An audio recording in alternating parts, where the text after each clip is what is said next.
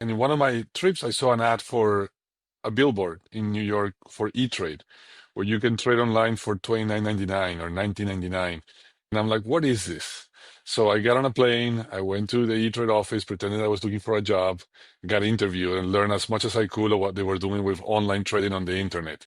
And came back and decided to completely at 23 shift everything I was doing to the internet, shut down the offline part, and start building the online broker dealer for what was then the second largest market in South America. The biggest one was Argentina. Second one was Venezuela. Everything else was nothing. Um, and in that journey, I met a dear friend who, well, I met an entrepreneur who's become one of my closest friends, Wences Casares, who you've known. And we merged because he was doing the same thing out of Argentina. And we started this company called Patagon in 98, 97, 98. And then so you then became, you and Wences did a few businesses together. Is that right?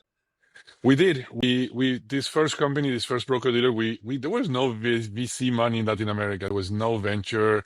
We were not the kids of anybody famous, or we were middle class kids. So we had to raise money in the US. And we convinced a bunch of investors in the US to give us money to allow us to grow this. We grew it into Brazil, Mexico, Chile, all over the region.